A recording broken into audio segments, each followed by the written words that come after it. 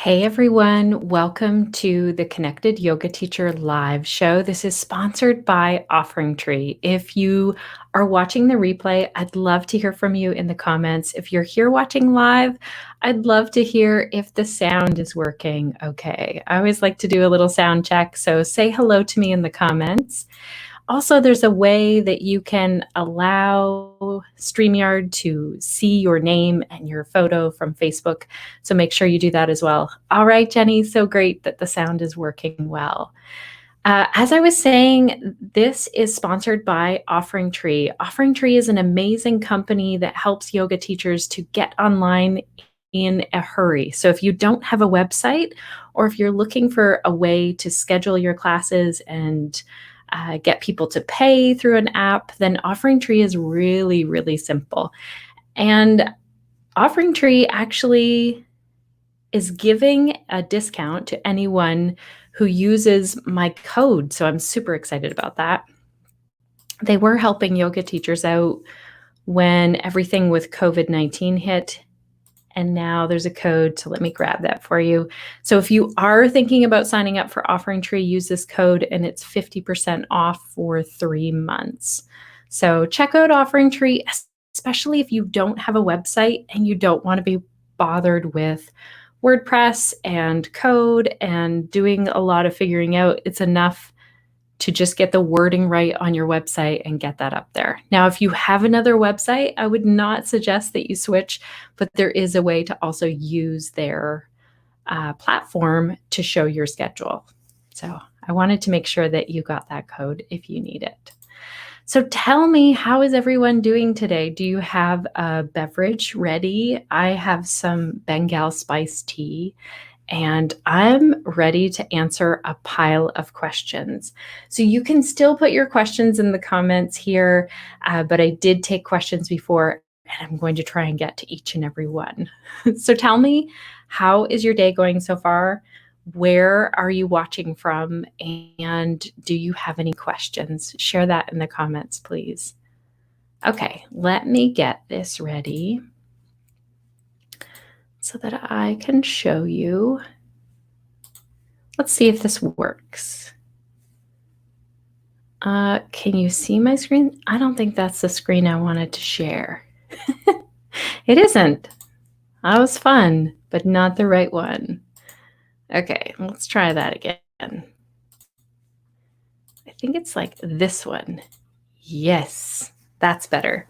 Let me know if you can hear or see that. Okay, I know you can hear me. All right, one person is watching from their truck. One person is Columbus, Ohio. Pajama day. Oh my gosh, I love that it's pajama day. How is the weather there? It is so warm here all of a sudden. If some of you follow me on Instagram, you know that it was snowing not that long ago, and now I'm in my summer, short sleeve shirt and shorts, and we've got all the windows closed to keep the heat outside. Oh, Jenny, that's so nice that you're in your screened-in porch. I think I need one of those. Somebody else has already had their coffee. All right, we're ready to dig in. So let me just make this so that we can scroll along. I have some exciting news as well. For those of you who really like these question and answer times, Offeringtree is adding a bonus one in June. So Offeringtree is sponsoring us to go live once a month, and they're going to put another one in, and I'll have the dates for you in the last slide. So make sure to check in, click on the get notified about this.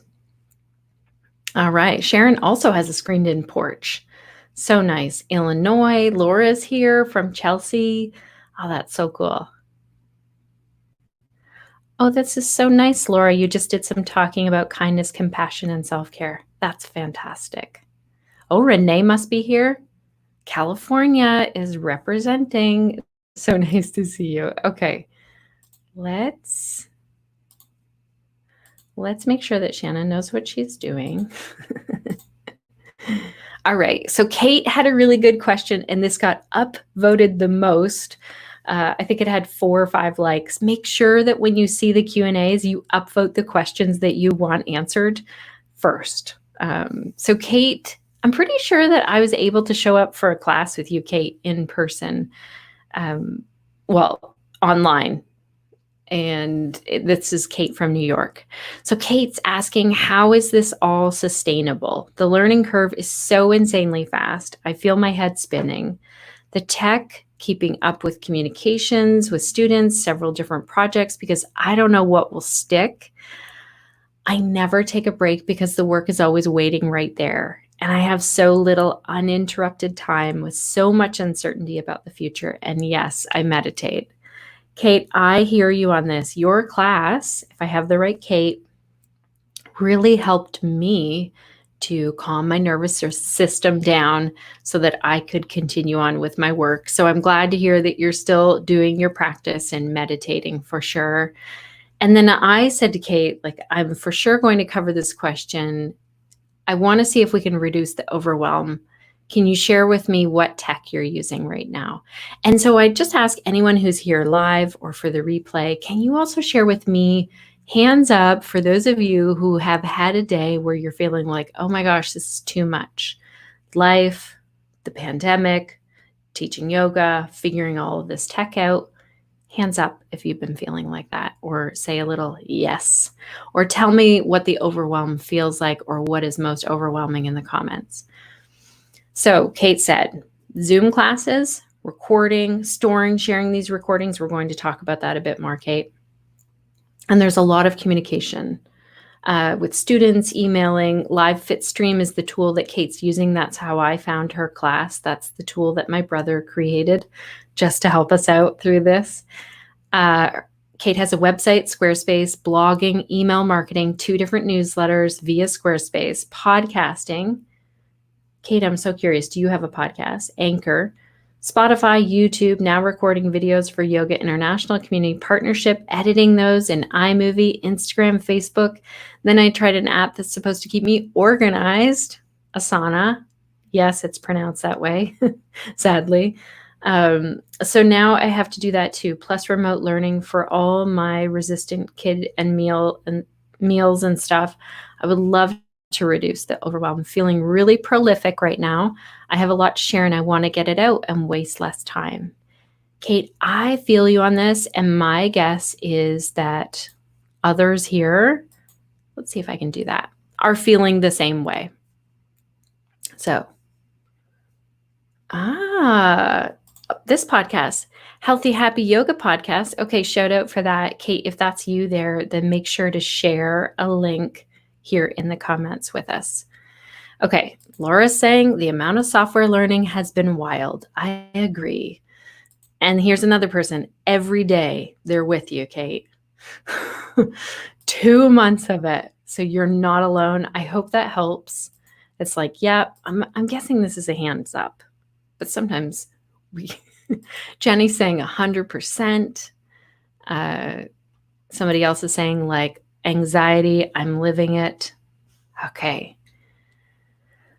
Alrighty. So someone else is saying family, full-time job, trying to maintain my business, mentally overwhelmed. I want you all to know that I also feel this on days. There have been some really intense days here in our household dealing with family stuff outside of the pandemic or alongside the pandemic, and so many things coming at me business-wise as well as tech. This is a big part of why this overall idea of the collective, and I'm going to talk about that in a little bit because someone asked about it. This is why it was born, because I was hearing from so many people that were feeling overwhelmed. So here's the first thing that I'd like to say, Kate. This helps me so much. Let me close that and make it larger in case. Does that help?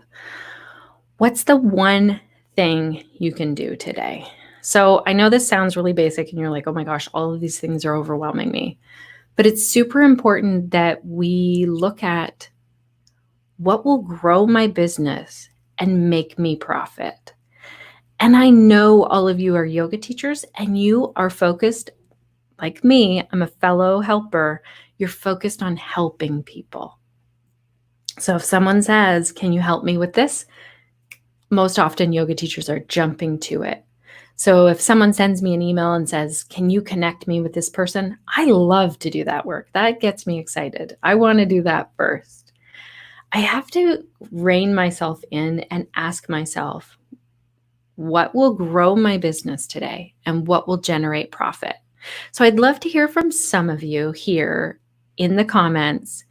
Do you have a to-do list, whether it's written on paper or in something like Asana or Trello? And how many things are on that list, or how many things do you put on your list in an average workday? I'd love to know that before I go on to the next. I'm just saying, like, if you are looking at a day, how many things do you think you can get done in a day just relating to your business? Not all of the other things that we're doing as parents or caregivers. There's a great episode that we did with Amber De La Garza, and it's episode 122. So if you go to theconnectedyogateacher.com and it's /122, that will take you to that if you feel like I need a little bit more of a pep talk beyond what Shannon will offer today. But I want you to really ask yourself, what will grow my business today and what will make me profit? Because those things keep you going in your business. So if you tackle those first, and that's not where my heart sits first. Like I said, I'm the helper. So there's another saying, and if Renee is here, she knows it really well. Renee is really helpful as well with everything organization, productivity. We had her on the podcast, and she helped me when I was recruiting some help. It's the concept that I wanted to tell you about is eat the frog first. So nobody wants to eat the frog. I'm sorry. I don't eat frogs. I'm sorry if that's offensive to anyone. To frogs, it would be offensive to frogs. But it means, like, do that thing that you're putting off.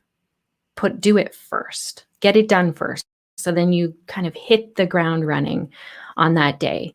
And pick one of those things that grows your business or generates profit. And a lot of the time, me included, we are doing things that are time fillers.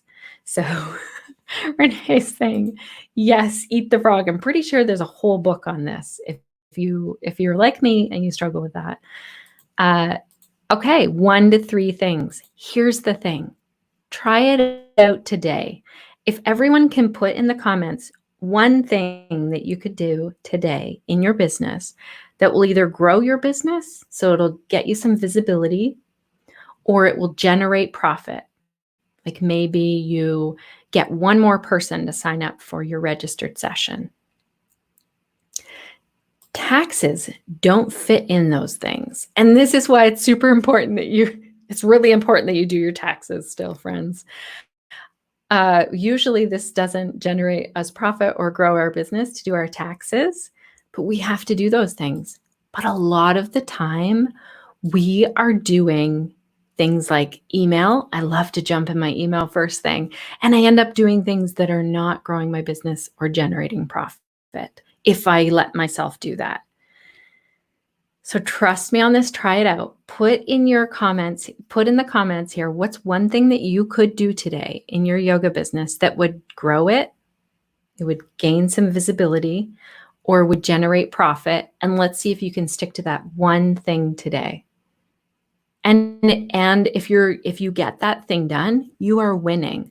I would say maximum put 3 things on your daily list.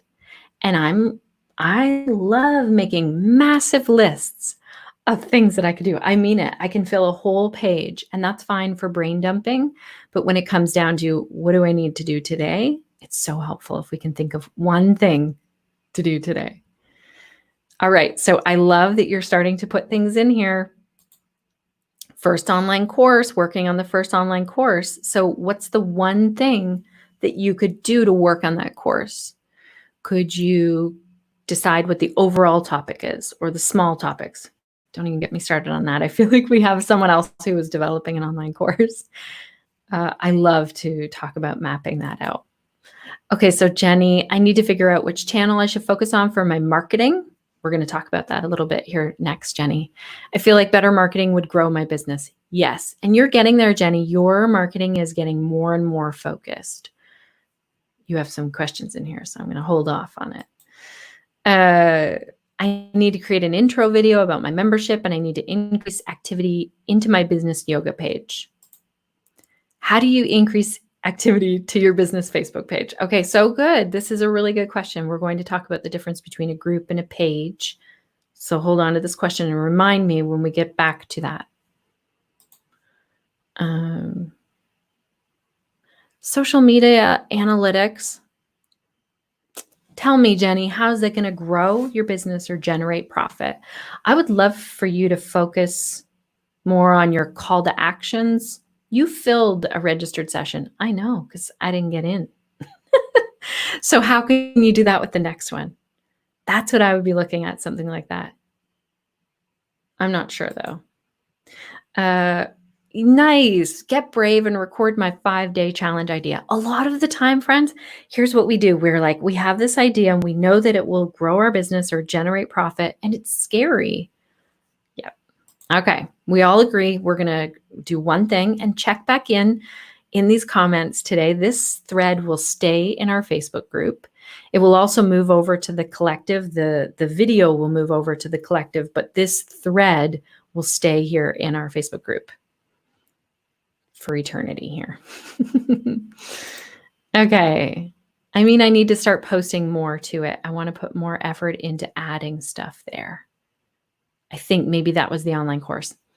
There's a little code up in the top of this description that will allow you to let StreamYard use your name so that I'm not just calling out Facebook user. In case you're like, why isn't Shannon saying my name?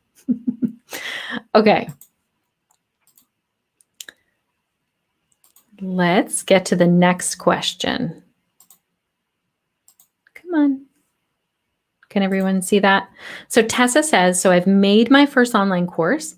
Now, how do I go about marketing and selling it? And I said, this is super exciting. Can you tell me more about your course here in the comments? Do you have a link to it also so I can chat about specifics on Tuesday? So Tessa said, absolutely. Thank you. It's called Yoga Nidra for Stress, and it's an intro to Yoga Nidra course for people who are stressed out and think they can't meditate. I used LearnDash and integrated it into my website. All right. So let's look this up after, because I want to see how, I didn't even go and look at it yet, Tessa. I wanted to give you my overall in case anyone is looking at how do I market this. I wanted to do that first. So the very first question is, who are you inviting? And Tessa knew who she was inviting, and we can always gain more clarity on this. So that's the first question. Who am I talking to? Think of a time when you heard about an event and then you're like, oh my gosh, I have to tell this friend about it. Okay, so this just happened with me today. I was listening to a podcast and it's about a little place in Mexico called Oaxaca. And I immediately wanted to tell my friend Allison about it because she lived in that area for a long time, and I sent it to her. So that's how our brain works a lot of the time. We think, oh, let's think if we hear about a yoga class and it's for someone who's dealing with, I'll use Jenny as an example, persistent pain. If I knew, Jenny, remind me again, I have to get that person. I have to connect you with that person who I said is looking for yoga. I know I haven't sent that connection email yet, just reminded me. Jenny automatically popped into my mind when a friend of mine reached out and said, I had an injury and I want to add yoga back into my schedule. And I immediately knew that's who Jenny focuses on, people in persistent pain and especially people who are dealing with injuries. So the minute we keep, so it's niche work, it's specializing, the moment that we do that, we come up in someone's mind.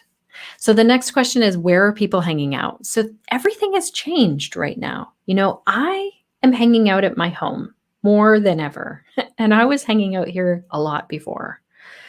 So are they going to in-person yoga classes? Maybe not. So that might be scratched off your list. Email. How many of you have an email list? I'd love to know in the comments. Email gets,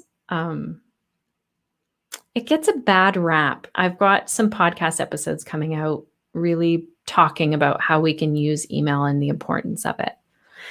Facebook, are your people on Facebook? Are they going to conferences? That also might be scratched out. We're really thinking right now that marketing is all about social media, and it doesn't have to be. Some people are tired of social media. I'll have another episode going out about that. What I want you to do today, if you could do one thing, is make sure that the people, your friends and family, know what it is that you're offering. So you might take an event and talk about it on your personal Facebook. I'm hosting this workshop for pregnant parents in this time of the pandemic, and we're using yoga and breath work to calm the nervous system and to help with birth positions. I don't know, I'm making this up.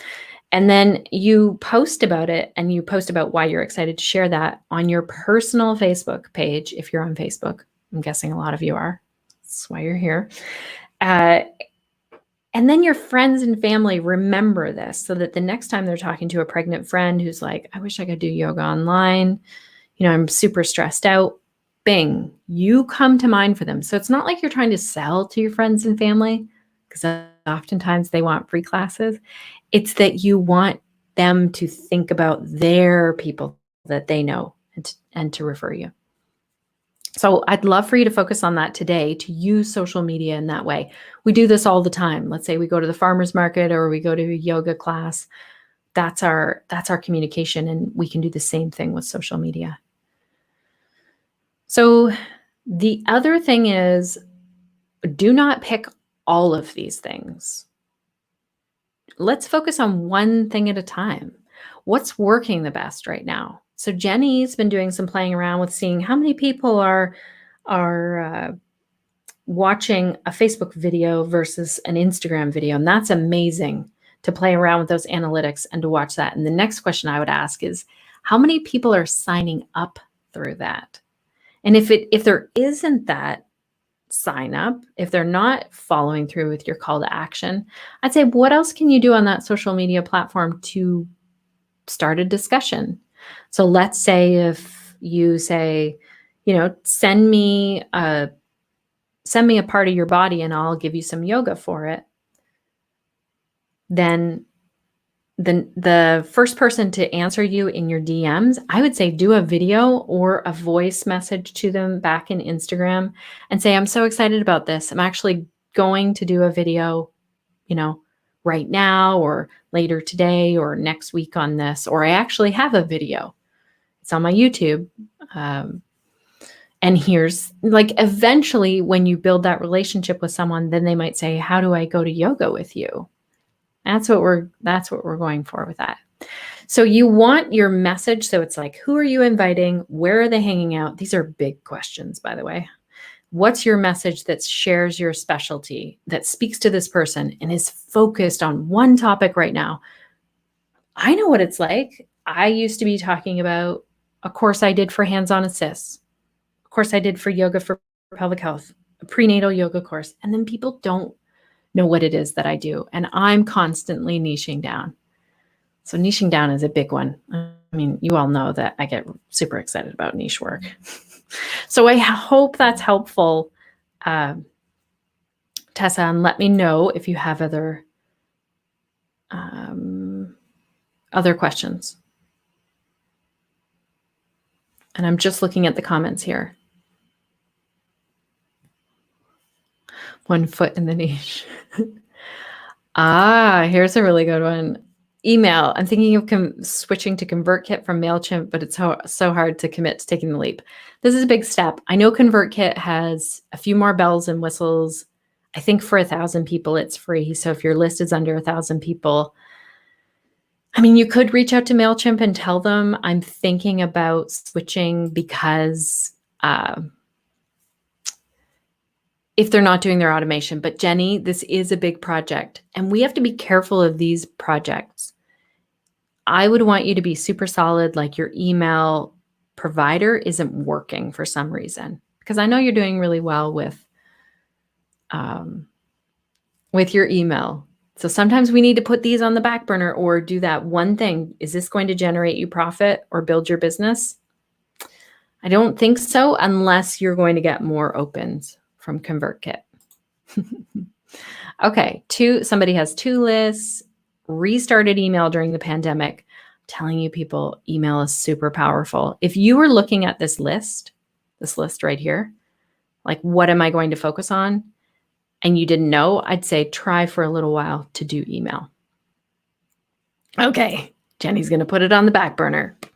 What does Amanda McKinney say? Put it on the shelf. So, okay, let's get to the next question. Shiloh says, and Jenny asked a similar question, a question I posted that might be helpful to others. Do you happen to know a way to take your recorded classes from Zoom, save them somewhere for future use? I'm trying to avoid upgrading to a more expensive plan on Zoom, ran out of storage space. This is something that a lot of yoga teachers are bumping into now. I received some wonderful and appreciated responses. So Shiloh had posted in our Connected Yoga Teacher group. And if you want to see that big thread in there, you can search Shiloh's name in the little search bar if you're on your computer, and it will come up with that thread. But I want to tell you overall my suggestions on this. Oh yeah, and if we have time, I did want to check out Tessa's. I was like, I really wanted to check out Tessa's offering and then go through it. But I'm looking at the time here. All right, stay focused, Shannon. Have a drink of tea for a minute. And Jenny asks, what kind of hard drive do you recommend for storing larger files? Okay, super important that you clean your computer off. The more you're saving videos and possibly audio and maybe large, whatever, we all know that our computer really slows down if it gets full. So I like to do a clean out at least every week, if not every month. At the end of the month. So at the end of the week or the end of the month, I really think about how can I clean my computer off. And I use 2 different hard drives. So I use one that's like a Seagate one and one that's a different one. My Passport, it's like this one.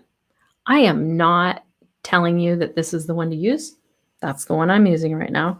I think they're all pretty, they're pretty good. I look for something that's like 2 terabytes. So I use 2. I put my files on there, but I also always love to have my files online as well. So I put mine on Dropbox. I pay for Dropbox. It's a small fee to do that. I know some people put their files on Google Drive, and I've done some research on which is more secure for files. And the research that I did said Dropbox. So not that I don't use Google Drive. I use Google Drive for all kinds of things. But audio, video, and photos, I put on Dropbox. So I upload them to Dropbox. Then I have this little file folder that says, these files are in Dropbox. Now move them to your backup. So then I'll do it all at once. I'll, organize them and sort them and move them over once I'm done with them. So I hope that's helpful. Some other people talked about how you can use Vimeo and YouTube. So you could move a video to YouTube and mark it so that only you can see it, and you can then download it. I just worry about that because I don't own it. I have my external hard drives. Yes, something could happen to one of those. Then I have my Dropbox. Yes, something could happen to that file. Like, I try and have 3 places where I back these files up, especially for things that I might use again in the future, like videos or audio. I hope that's helpful. Michael is saying, teaching online through Facebook Live. We have no vision of those participating. So Michael's saying, like, if we were teaching on Facebook Live, we can't see our students and we can't suggest individual variations to poses. So he's asking, what's everyone's take on the duty of care aspect? How much technique instruction would you give here, and balancing this against the flow of the class?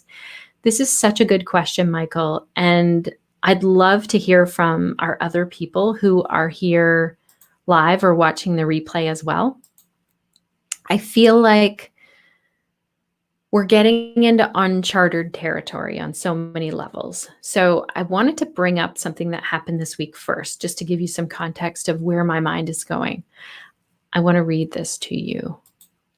So I wrote an email to one insurance company here in Canada who I use and trust and really like, and we had them on the podcast, Lackner and McLennan, and I asked them if they could come on and talk on the podcast, thinking for sure they'll do that. Like they came to talk to me before, overall insurance and what we should think about as a yoga teacher. And this is the answer I got back. I hope you're doing safe and well. Thank you so much for your invitation. Unfortunately, I'm unable to speak on behalf of COVID-19 as this is uncharted territory for insurance companies. There's little I can say other than advising people to follow the guidelines of the government. As far as insurance is concerned, there's no guideline as a virus with this magnitude does not exist in their wordings. Our insurance provider would look at each claim on a case-by-case basis. So then I wrote back to this person and said, what is the advice kind of going out to yoga teachers who work with Lackner and McLennan? We, as the Connected Yoga Teacher team, keep telling yoga teachers to check with their local government and health officials, but we're still getting a lot of questions on this. Don't worry, Michael, I'm coming back to your thing. I just wanted to pull this in because I think it's important. So then she wrote back to me and said, we're telling them the same. Follow the guidelines of the government. I know the biggest question right now is if they open and unknowingly spread the virus, will their policy cover them? And here's the statement that's going out regarding from this insurance broker. If the governing body is saying they can still practice, things reopen, you can be practicing yoga together again, and they infect unknowingly, the virus would be infect unknowingly with the virus, would this be covered under the policy? Here's the statement that came back. We cannot accurately provide advice as to coverage for a potential or actual claim without the policy language, the facts of the claim, and an understanding of the applicable law. We cannot provide advisory coverage positions without a claim. Insureds should follow the policy's direction for submitting a claim, and the claims department will commence an investigation. So basically, each claim is going to be investigated as its own thing because, and then she went on to say, there's no precedent for COVID-19. So we don't even know where to start with this. They did not say there's absolutely no coverage. They are being careful in that the coverage has not been tested. And the reason why I wanted to bring this up, so she said, I wish we had more information, but this pandemic is new territory for insurance. The reason why I want to bring this up is because I want all yoga teachers to check with their individual insurance company. In reading this, and this is in Ontario, Canada, so we are still in phase 1. There's no gyms or yoga studios open in my area. As far as I know, I didn't check the news this morning if things change, but I think that's phase 3. Right now, we're just on phase 1. So it's not even a question that's coming up for me. But I think it's really important when we look at a question like Michael's, which is a great question. I know that I'm covered to teach online. If I was doing Facebook Lives and that was where people were showing up for my classes, honestly, Michael, I would call my insurance company and make sure that I'm covered.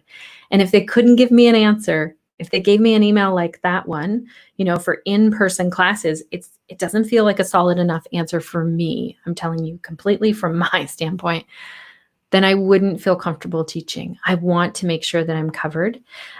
There was another thread going on in a yoga studio group this week of here's an email that the studio had to send out. Like we had a positive case of COVID-19 in the studio and here's our policy. I know I'm getting off track here, Michael, but I'll come back to it. I promise. We need to be ready as yoga teachers. We need to be one step ahead. So if we ran a daycare center, we'd know at some point we have to send out notifications that something is going around in the daycare with those children. Same thing if we run a yoga studio. You those of you who run yoga studios or your own boutique home studios know that you had to think of policies that you never thought of, that you never thought you'd have to address with teachers or students. And so we have to be one step ahead of things with this. So we need to ask our insurance company, am I covered if I do a Facebook Live?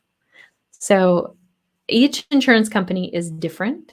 I hope that's helpful, Michael. And I do think this is a really important discussion, and I don't think there's one solid answer. I know teachers that I work with who lead very gentle class or a meditation or yoga nidra. Hopefully I said that right, Kaya. And they don't really need to see their students and check in with how they're doing. And then there are other teachers who teach in a style that they really want to see their students. So, okay.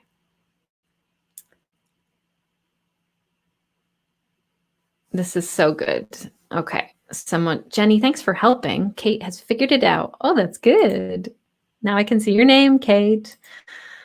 For privacy reasons, Kate saying she doesn't share Zoom videos with anyone who wasn't there live. Her classes are very intimate. I'm sure it was a great way to support. I'm sure it is a great way to support more students.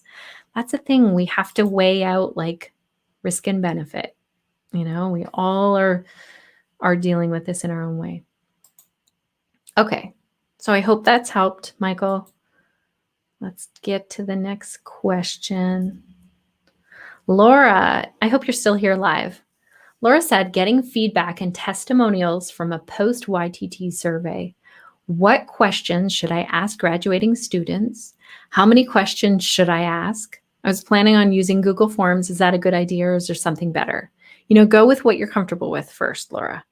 If you are comfortable with Google Forms, go for it.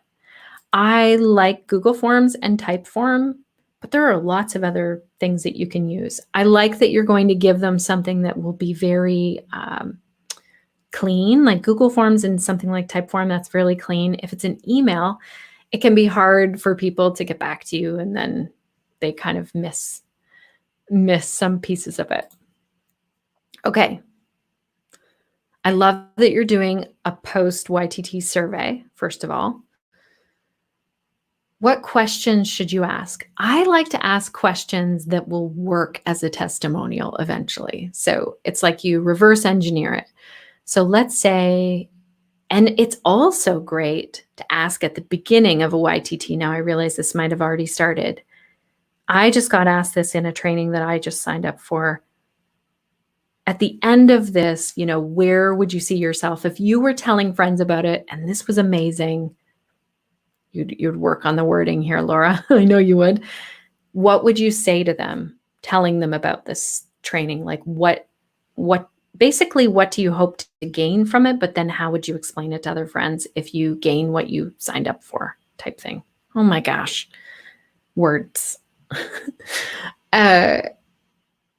So you could do that at the beginning, and then at the end, ask those questions like, how has this impacted your teaching? That's one of those questions where if you find out that impact that it has made, it can really speak to the next person. Or would you tell your friends about this? And if you would, what would you say about it? Then we can get it in people's words, which is much easier than us. So how many questions? I mean, I'm thinking 3 to 5. I'm wondering what other people think. I do not like to fill out a survey when it's like 15 questions or it takes me too long. I like really quick things for surveys. Is that helpful, Laura? Does that feel like we got all of your answers? Let me know. And also, people who are here live or watching the replay, what do you think? What's the maximum number of questions you would want to answer? Okay. Mary said, what is the collective? I've seen it mentioned, but I don't know what it is. Thanks. And I said to Mary, this means I'm not talking about it enough, Mary. This is such a good, the reason why I brought this in today is one, so I could answer the question for Mary, but also so that I could show you what it's like when you have something and you need to market it. You need to tell people about it. You need to invite them to it. You, meaning me. Okay, so here's what happened with the collective. Before the pandemic hit, I was getting a lot of questions about teaching online because I teach online because we live in an area with snowstorms, and it helps when people don't live in the sticks where I live. And so I was already teaching online. I was already talking about that a tiny bit. I had done some Zoom demos and that sort of thing. So I think it stuck in people's minds. Shannon's the person to go to with questions about teaching online. When the pandemic hit, I got a flood of questions about teaching online. Amanda McKinney and I jumped to it really quickly and co-created a bunch of master classes. The first one was free. You can still access all of these. And then we did 4 specific ones after that: Facebook, Instagram, YouTube, and Zoom. That very first one, this overall, like, take your yoga teaching online, there were 900 people that signed up for that. So those were not that we had 900 people there live, but it was really busy. And so that's when I knew, oh gosh. And then the questions just kept coming in. The questions never stopped. And I got to this place where I felt like, oh my goodness, I don't know all of the answers to all of these questions. Like, how do I get my videos up on my Wix website? So I was like reaching out to my nephew, who I know is a website genius, and he works with Wix, and he'd figured out this thing. And I was feeling like, and then someone asked me about Squarespace, and I thought, this is overwhelming to me. I don't know what to do. I took a break.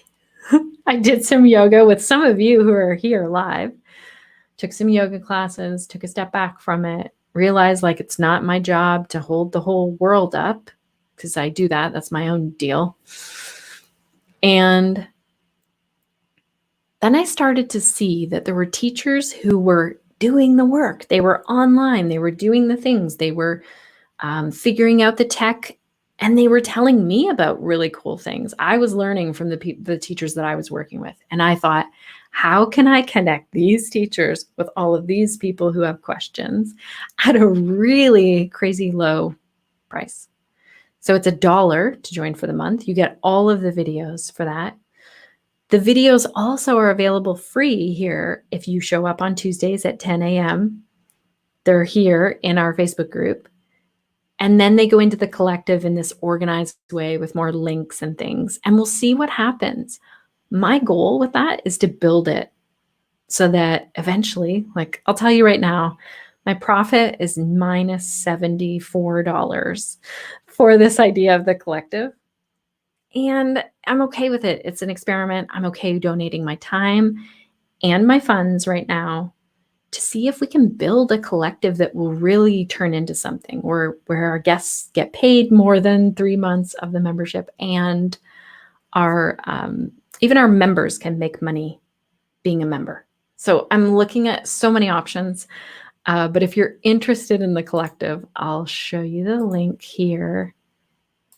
So you go to theconnectedyogateacher.com/collective. You can sign up if you're like, I know lots of things I want to share. You can sign up to share with us on a Tuesday morning at 10 a.m. Eastern, or you can sign up for $1 and come in and check it out and give me feedback. It's a brand new idea.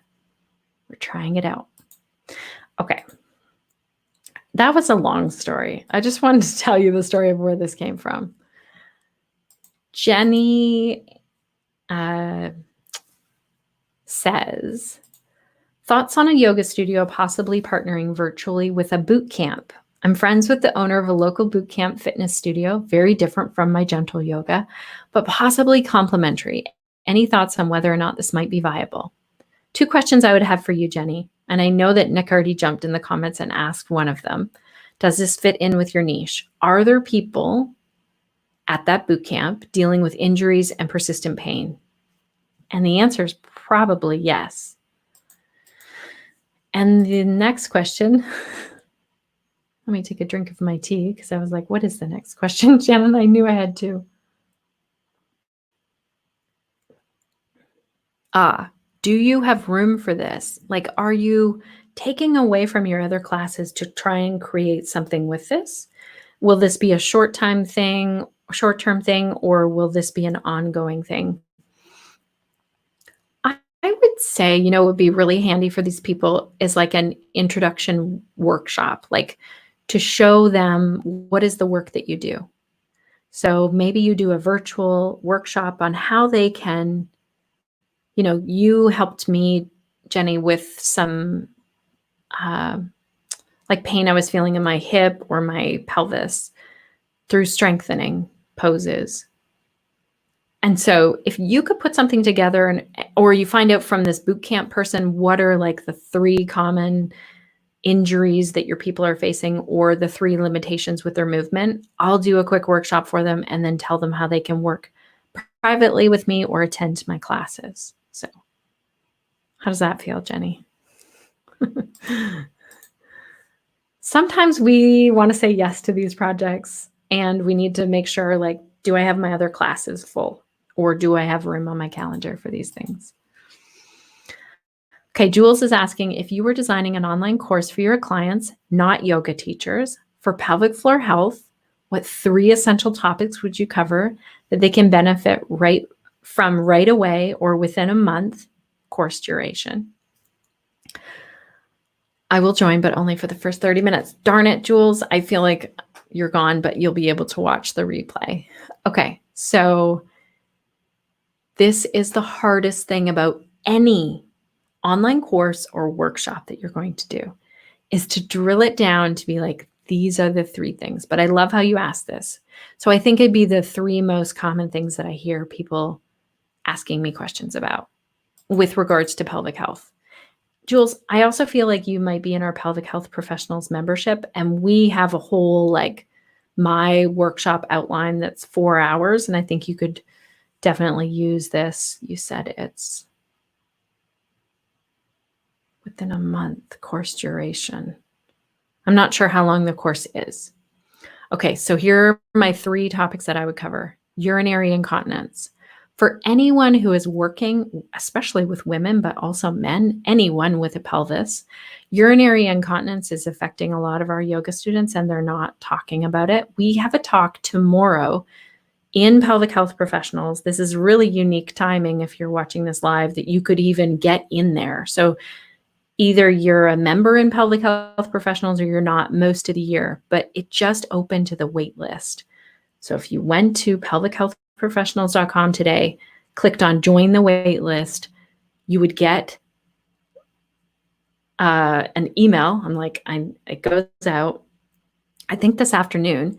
Here's the early bird sign up for Pelvic Health Professionals because the doors don't officially open until June the 1st. And we have this call tomorrow that is really worth the entire membership of the month.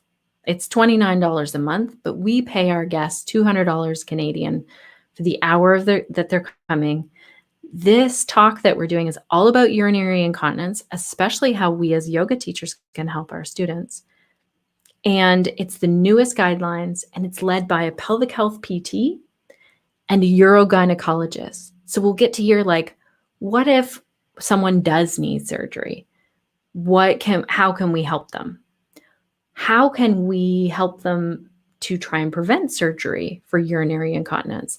What are the different things that we need to know as movement educators to help people who are dealing with urinary incontinence? Because there's a lot of studies that show how much yoga can help someone dealing with urinary incontinence. Okay, that's number 1. Oh my gosh. Okay, so number 1 is urinary incontinence. Number 2, I think, well, definitely breath. I would do breath first, but urinary incontinence has to make the list. And I think it'd be a toss-up between, for me, it'd be like, I'd want to do pelvic organ prolapse, but for the general population, I'd want to do, can I lump 2 together, low back pain and pelvic girdle pain? If I had to choose, I'd choose pelvic girdle pain. So basically people call it hip pain, breathing first, hip pain next, and then urinary incontinence. And I'd feel like, oh my gosh, there are so many other things I want to talk to them about. Okay, so I hope that's helpful, Jules. It's really tricky to pick 3 things like that. I feel like we have some comments. Oh, thank you, Jenny, for putting that. Pelvic Health Professionals. That's our resources page, I think. Does that get you to does it show the waitlist button there? That's how you'd sign up. Thanks, Jenny. I wasn't ready for that with that at all.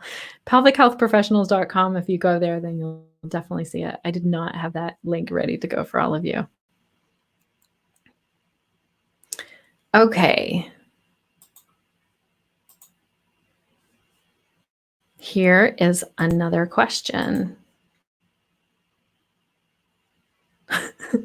Kate says, I answered a long survey for the collective. Oh, you did, Kate. That was an application, though, to show how you're teaching. I love that you put that on there. I ask a lot of questions. I'm like, if people want to show up, I want to make sure that they're ready to jump through a lot of hoops. Okay. Okay, Jenny's saying yes, the button's at the top of the page. All right, Jenny's question. For the past 3 years, my small home studio had drop-in classes. I recently converted one class to pre-registered 6-week sessions. I have 2 other classes. Do I consider moving them to pre-registered as well? Might it be too much too soon? So Jenny, I want to know, how's it going? I feel like your Tuesday night registered session filled. Is that right? I have 2 other classes. Do I consider moving them to pre-registered as well? Might it be too much too soon? How's everyone else doing here? I want to know, what's the ratio of drop-in to registered sessions for your own classes? Type in the comments if you're teaching registered session, or type in the comments if you're teaching drop-in, or a mix of both, and kind of what the mix is.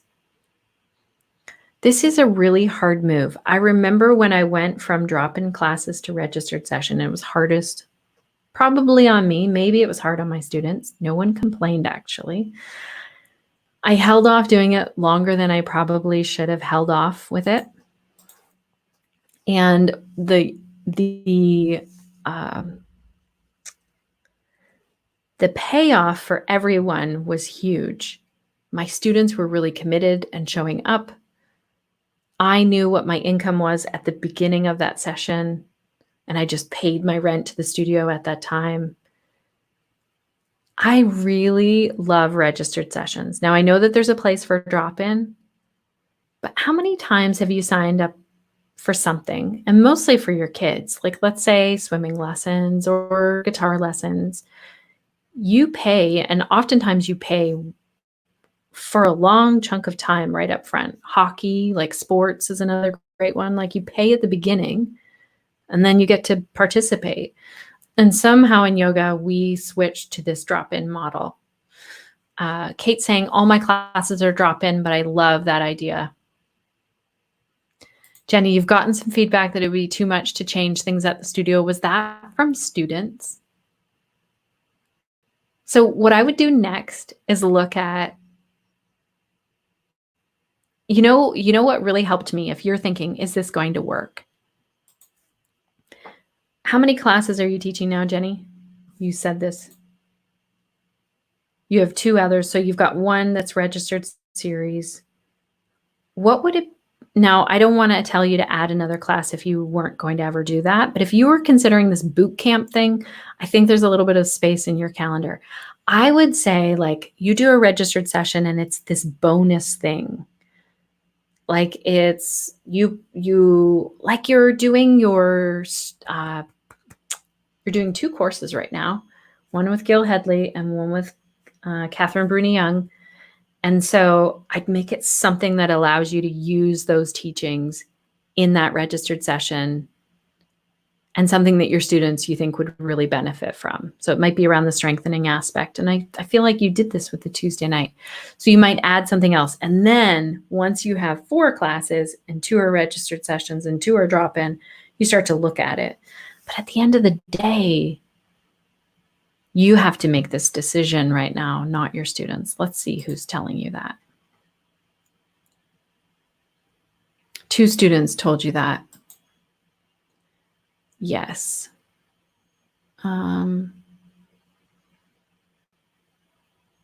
Here's the other thing that happens with registered students. They commit, they show up, they pay their money, and then they get the benefit. Like, people generally, once they pay for something, they show up more often on a regular basis. Jenny, you saw this with me. I signed up for your Tuesday night session, and then I attended the whole series. If it was drop-in, I just don't have that same commitment to do it. So it's I feel for you. Okay, I'm glad you like the idea of a new class because that's easier than taking something away from your students. It's like you add this new thing in, and then eventually you could say, okay, this drop-in now is going to go. There's not enough people showing up to the drop-in to pay for your time or to make it worth it. So good luck with that. Anyone else have tips about how you switch to registered sessions? I'd love to hear them. I made my last registered session. My last group registered session was 11 weeks. I loved that. It's like sign up, pay the money ahead of time. We're all done with that. Now let's dive in.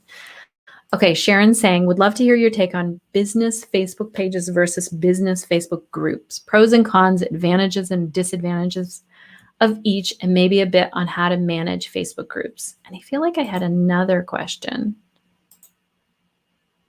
Christine's, sorry, these are a bit out of order then. Jenny, I'll come back to yours.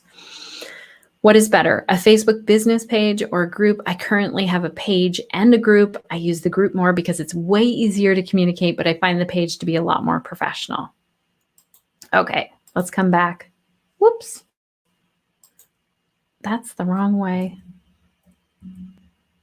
That's the end. Oh, we're getting near the end. We know that now. Okay. Pros and cons. Here's the thing. I would say definitely have a Facebook page for your business unless you're not on Facebook for some reason. So if you have a Facebook page right now, everyone who's here watching the replay or live, please put your Facebook page link in the comments. Like go and get the hyperlink for it if you can of your page, because it's so good if we can take a look at some other yoga teachers' pages. And then I would make sure that you are showing up on there with you know who you're talking to. The channel is Facebook, and your message is really clear. It's like, here's the topic. Maybe it's how to deal with plantar fasciitis, as maybe that's your whole specialty, yoga for plantar fasciitis. So all I want to see on that page is stuff that would relate to that, or stuff about personal stuff about you running your business that would help people to feel connected to you. Really, you want to focus in, and that's the information that you go there for. Think of Facebook pages that you go to. A lot of us don't have the habit of like, oh, I better go check out that Facebook page. But there are some that we do. Does anyone have a Facebook page that you go and you like to check it out? If so, put it also in the comments and tell us why you like to go there, what information you go for. What doesn't usually work is like a cool saying or a meme, or like, you know, sometimes like there are fun little yoga jokes or things like that. Those sprinkled in is fine. But if that's all you have is like quotes by other people, and it doesn't relate back to that plantar fasciitis, if it's just like, look for the rainbows. I don't know. I can't even think of a quote right now. A quote that you really like and that really inspires you might not at all bring a call to action or like someone booking a class with you. So Kate says the ones I get notifications from. So I'm so curious, who here is getting a notification about a Facebook page? And that happened because for some reason you went and checked that page. So the Connected Yoga Teacher podcast has a page, and we post 3 quotes for every episode. We post one that week, we post one the next week, and then we post one the next month. So it looks like our content is really prolific. We schedule them out. Jenny knows that I did this little experiment for a while where I tried to post every day on the Facebook page. Really good content. Okay, so Kate, this is a great one. You go to Mado's Yoga Teacher Resource.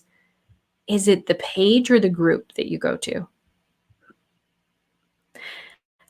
All right, so we established that our page is really kind of like a website, our Facebook page.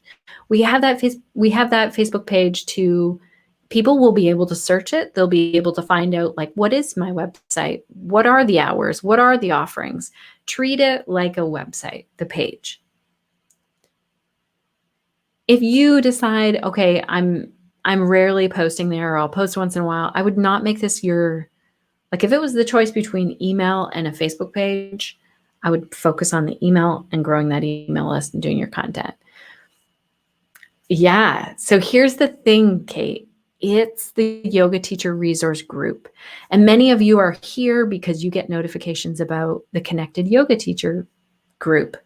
It lets you know Shannon's going live. You've shown up for a live before. You are going to see a lot more engagement in a group once you build it, but it takes a lot of time. So our Connected Yoga Teacher group now is over 9,000 yoga teachers. But look here, there's only 7 people here live. It just went down. And I think at most we had 10 people here. Now I've been live for over an hour, just over an hour, which is a really long time to go live in a group. Some of you hang out here and lots of people will come back and watch the replays. So if you ever have questions about, like, how do these work, Shannon, can you tell me how many views you get after a week? Check in with me. Put something in the comments here if you're watching a week later. Okay, Kate, this is a good question. Is your Facebook group a good way to get emails? Okay, let me keep on with the thread of the group. When I started the Connected Yoga Teacher Facebook group, I knew that I wanted to get in front of yoga teachers, but I also didn't want to just like invite every yoga teacher I knew to join the group. So I was talking about the group in other places, and I remember being so excited when there were 40 teachers in our group, and it was so tiny, and I would post like, how is everyone today? Or post your favorite yoga book, and then I would post in the comments because the conversation was so one-sided at that point. And you know what it's like now in the group. Now it's grown so much that I think there's a big chunk of our group, and this is some work that I'm doing, that doesn't even know who I am or that it's connected to the podcast. I need to be clearer with the group now. Yes, you could definitely build your email list through your Facebook group. Kate, you have a website, correct? So I would say, I would ask you, do you have a freebie? That would be one of my questions, because I know that you do meditation. I know that you have a really calm and soothing personality and way of teaching. And so you might consider doing a video or an audio as a freebie to build your email list. And that way you're getting students. You also really want to think, who do I want to get? You can do this through your group, on your page, on your website. Really, we want to be thinking about how can we build that email list everywhere that we are talking about it. Yes, you have a freebie for your niche and you just started a group. Okay, this is so good. What other questions do all of you have about group versus page? I'm happy to hang out here a little bit longer if you have some other questions. I want to get to our last question, but I wonder what else I can help you with that. And I think I have a podcast episode on the Facebook group. Okay, Jenny is asking, can you help with the Later app for Instagram? I know how to schedule a post. Let me see if I can make this so that everyone can read this. I know how to schedule a post. Can you post stories ahead of time too? Jenny, I have to be totally honest here. I've never used the Later app. I know that Amanda McKinney uses it. So you could tag her in the comments right now and say, Amanda, Shannon said that you'd answer. You can maybe give your thoughts on this. I use Tailwind, but it's like so many posts for free and then you have to pay. I am not the best person at scheduling out my Instagram posts.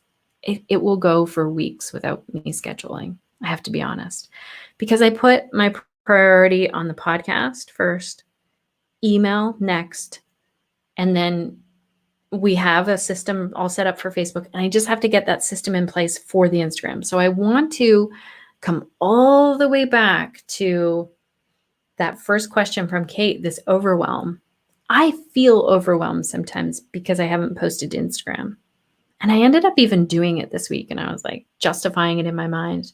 But I have to come back to like, What's my main channel? Do I have everything scheduled out there for 3 to 4 weeks? Do I have my email scheduled out for 3 to 4 weeks? Because if I don't, I'm not going to add another thing to that, if that makes sense, Jenny. But later app, I would definitely dive into it. If you're ready and you're there, ready to schedule out your Instagram. I don't know if it does stories ahead of time. Maybe some people know in the comments. And you want to ask yourself, am I doing this in a way that is, what are the 2 questions? What are the 2 questions that we started this call with? Is it going to grow my business or is it going to generate profit? We need to keep asking that. We are running a business. We are not running a charity or we don't have a hobby. That's my guess. For those of you who are here watching this video this long, I think you're running a business because you're very invested in it. Okay. Did I answer all of your questions, Christine? I also want to say that a group can be a pile of work. So I wouldn't add this until you're like, okay, I have those things all going and now a group makes the most sense. And you really want to figure out what's the vibe of your group and what's the intention for your group. Like for those of you who have a group of yoga students, if you have a membership and the bonus is that they get access to you in the Facebook group and they can chat with each other in there, how fun is that?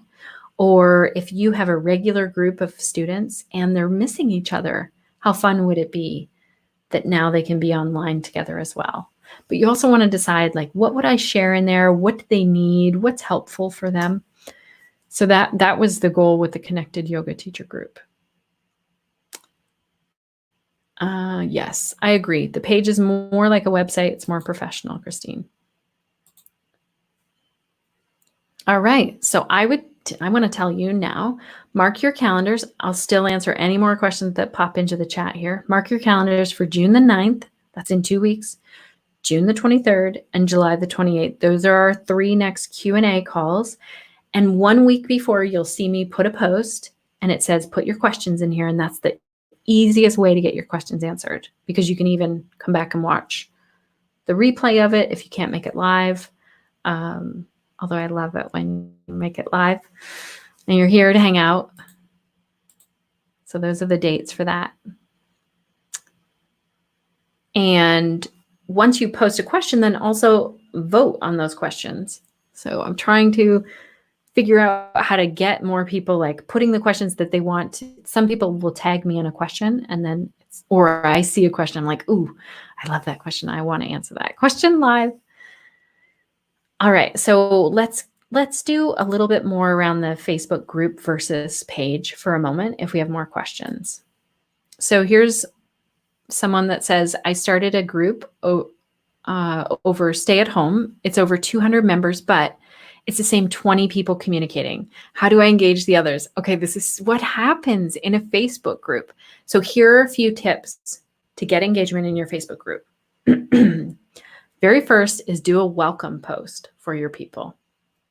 So the Connected Yoga Teacher, Sinead, takes this task on. She does a welcome post. We have kind of standard text that we do. And Facebook has a feature that allows you to tag new members. Now you have to watch a few things. If it gets over 50 members or 100, they change it every once in a while. You can only tag so many people. And if it's over a week, if a week of time goes, they kind of drop off and they won't get tagged. So you tag them in that post. You can go and search and look for, like, go through our thread and look for a welcome post. That gives them a notification, and then they'll be like, oh, and then it asks them to do something. So it's like, introduce yourself. In your first one, you can promote what you do. I mean, this is what we do in our yoga group, but you might ask your people, like, share a photo or share your favorite yoga pose and your least favorite yoga pose. Like, pick something that really relates to your audience to get them engaged right at the beginning. That will start getting them their notifications going. And then I would say if you have 200 members, first of all, huge congratulations. Jenny, no worries about signing off. See you later. She's going to go do her list of 3 things. Okay. So huge. It's huge that you have 200 people, and I would nurture the heck out of those 20 people that are still communicating with you. And you might look at how you can start to tag those 200 members. Like, do you know some of them? Could you tag them in a question? Could you, and here's the other thing with tags and welcome posts. I was in a group once where all the new members got tagged in the same post, and that's annoying. So every time, every week when new people would come, I would get tagged even though I wasn't a new member. I finally left that group.